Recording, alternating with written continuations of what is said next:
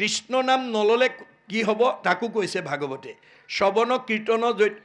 জৈত কৃষ্ণৰ নকৰে তৈতেষে ৰাক্ষসীগণে বিঘিনি আচৰে যিখন ঘৰত পুৱা গধূলি ধূপ ধূনা নজ্বলে ঈশ্বৰ উপাসনা নকৰে সেইখন ঘৰলৈ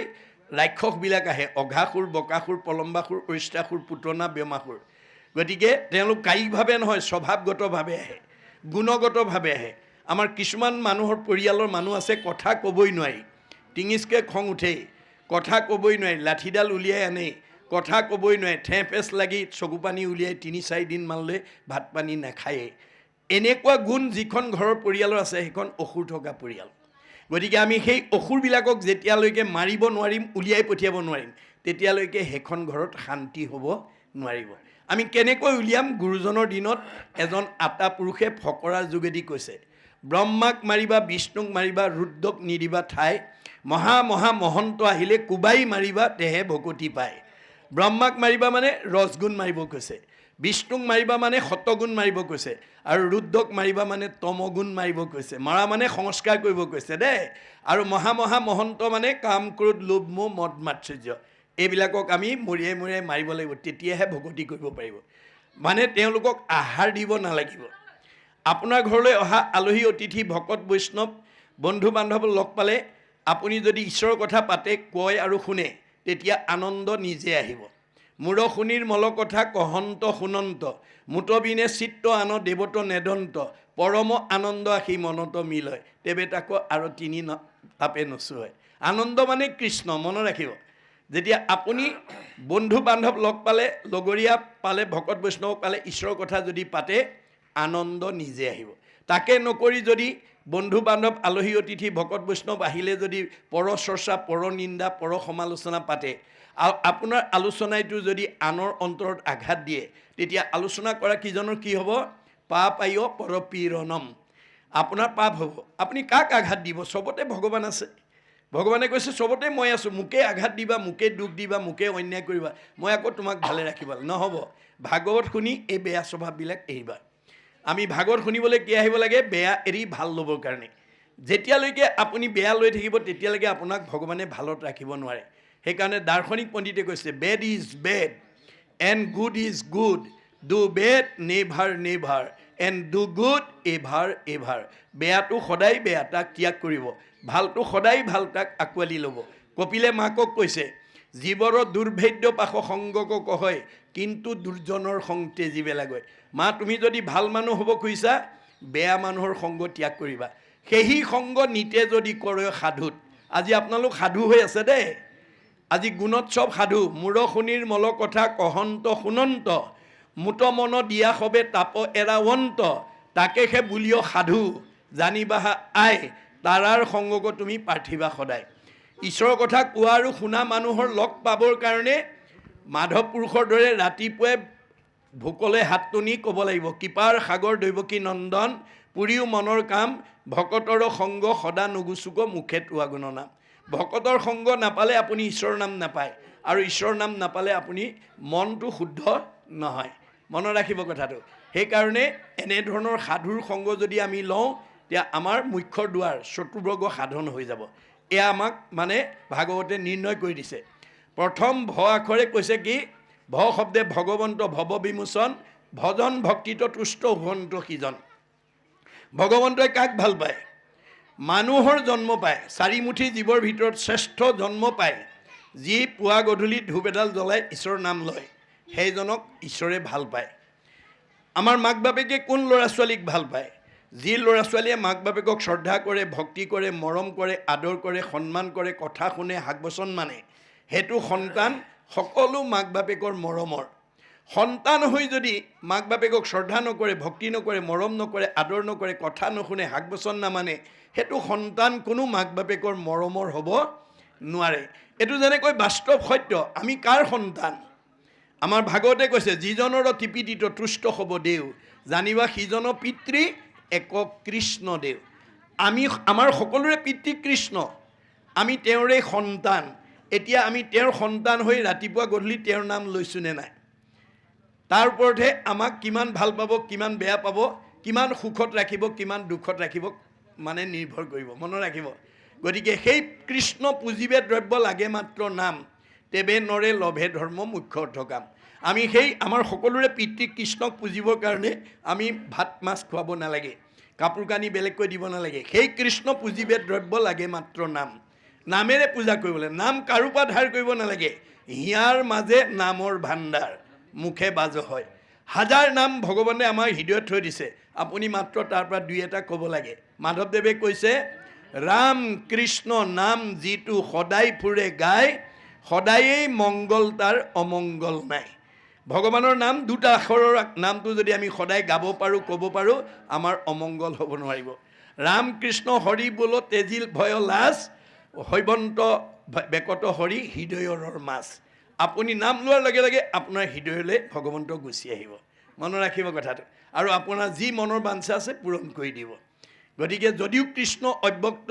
যদিও আমাৰ নিৰাকাৰ নিৰ্গুণ অদৃশ্য তেওঁ ব্যক্ত হওঁ বুলি কৈছে ভাগৱতে কৈছে অব্যক্ত ঈশ্বৰ হৰি জাত পৰে নাহি নাহি পৰম পুৰুষ ভগৱান ভক্তজনে লৈলে নাম পূৰ্ণ কৰি মন কাম অন্তৰতে দেই সমিধান ভগৱন্তৰ নাম লোৱাৰ লগে লগে আপোনাৰ হৃদয়ত আহি আপোনাৰ মনৰ ভাৱনাটো পূৰণ কৰি দিব কাৰ ওচৰলৈ গ'লে আপোনাৰ সমস্যা সমাধান হ'ব অথবা প্ৰয়োজন হ'লে প্ৰতিনিধি পঠাই দিব এয়াই নামৰ মহিমা মনত ৰাখিবা দেই গতিকে ভগৱন্তৰ নাম যাতে আমাৰ পৰিয়ালৰ প্ৰতিজন সদস্যই ল'ব পাৰে তাৰ কাৰণে গুৰুত্ব দিব ক শব্দে কৃষ্ণ ভজি পবিত্ৰ পৰম আত্মাক দেখন্ত কৃষ্ণ সমস্ততে সম আমাৰ আত্মা দৃষ্টিত আমি সকলো সমান আমাৰ কোনো আত্মাৰ ডাঙৰ সৰু নাই ডাঙৰ সৰুটো কাৰ আছে দেহৰহে মতা মাইকী বগা ক'লা ওখ চাপৰ শকত ক্ষীণ আপোন পৰ চুটবৰ আছে আত্মাৰ নাই আত্মা কেনেকৈ আছে ঋগ্বেদত কৈছে কে সাগ্ৰ শতভাগস্য শতাংশ স্বাদিচাত্মক জীৱ সূক্ষ্ম অৰূপ অয়ং সংখ্যাতিটো হি চিৎকণ আমাক যদি কোনোবাই সোধে পৰম ব্ৰহ্মৰ অংশ আত্মা আমাৰ দেহত কিমান পৰিমাণে আছে তেতিয়া ঋগ্বেদক দোহাই দি ক'ব লাগিব চুলিৰ আগ এডাল 10,000 ভাগ কৰি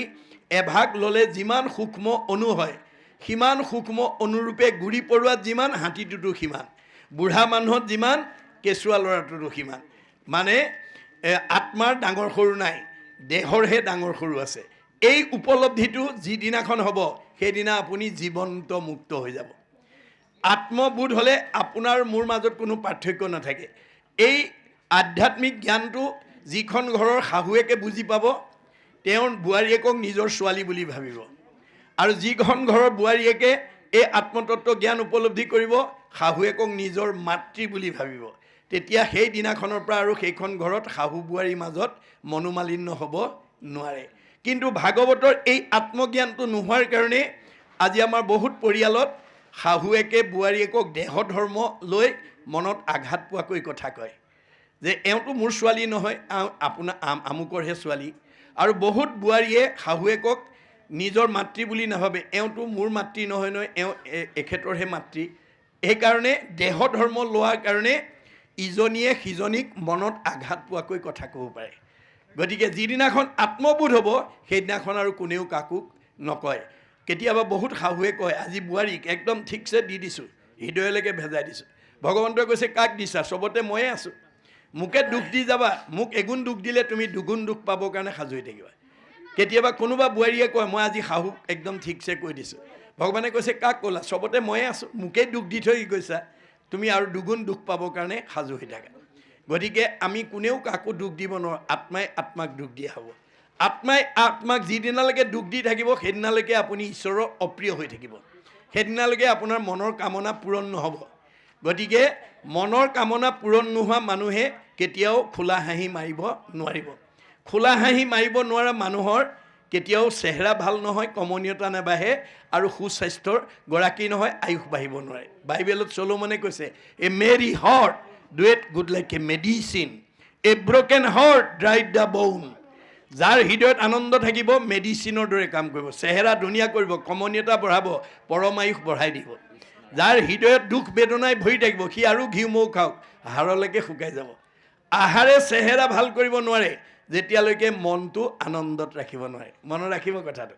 ত শব্দে তৰণৰ উপায় শৰণ হৃদয় মধ্যত দেখে কৃষ্ণৰ চৰণ তাকে বুলিও ভকত জানিবা নিশ্চয় নিজে তৰি কুলকো উদ্ধাৰ কৰে। এই তিনিটা আখৰৰ গুণ যাৰ আছে তেওঁ ঈশ্বৰৰ প্ৰিয় আৰু তেওঁ নিজেও তৰিব, পৰিয়ালটোকো উদ্ধাৰ কৰিব। আপোনালোকৰ ঘৰত যদি এই তিনিটা আখৰৰ গুণবিশিষ্ট এজন ভকত থাকে তেওঁ নিজেও উদ্ধাৰ হ'ব, পৰিয়ালটোকো উদ্ধাৰ কৰিব। আৰু যদি অভকত থাকে তেওঁ নিজেও মৰিব, পৰিয়ালকো মাৰিব।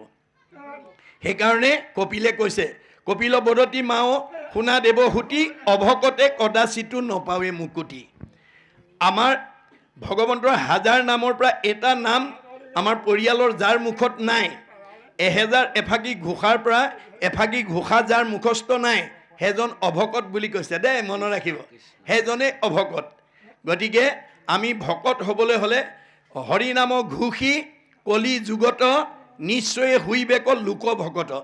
ভগৱন্তৰ নাম যাৰ মুখত আহিব সেইজনেই ভকত। সি ডেকা ল'ৰাও হ'ব পাৰে, গাভৰু ছোৱালীও হ'ব পাৰে, বোৱাৰীও হ'ব পাৰে, শাহুও হ'ব পাৰে, পিতৃও হ'ব পাৰে, মাতৃও হ'ব পাৰে। আৰু যাৰ মুখত ঈশ্বৰৰ নাম নাই সেইজন অভকত। ঈশ্বৰৰ নাম নোহোৱা জীৱবিলাক যদিও দেখাত মানুহ, তেওঁলোক মানে খাবলৈ জীয়াই থকা মানুহ বুলি কৈছে দাৰ্শনিক পণ্ডিতে। আমাৰ এই তত্ত্বটো নজনা আমাৰ সমাজত এতিয়া খাবলৈ জীয়াই থকা মানুহৰ সংখ্যা বেছি। জুতিয়ে বুদ্ধিয়ে দিলেই ভাল, নহ'লেই কাল, নাই। সেইকাৰণে আমি আচলতে খাবলৈ জীয়াই থাকিব নালাগে, জীয়াই থাকিবলৈ খাব লাগে। Live to eat but not' eat to live. আজি আমাৰ সমাজত খাবলৈ জীয়াই থকা মানুহৰ সংখ্যা বেছি, জীয়াই থাকিবলৈ খোৱা মানুহৰ সংখ্যা কম। সেইকাৰণে তেনে গুণবিশিষ্ট লোক স্বামীৰ অনুপযুক্তি বুলি লক্ষী স্বয়ম্বৰত লক্ষীয়ে দৈত্যগুৰু শুক্ৰাচাৰ্যক নাকচ কৰিছে। লক্ষী স্বয়ম্বৰত লক্ষীক পাবৰ কাৰণে দৈত্যগুৰু শুক্ৰাচাৰ্য গৈ বহি আছিল। লক্ষীয়ে গৈ তেওঁক কৈছে, জানো দৈত্যগুৰু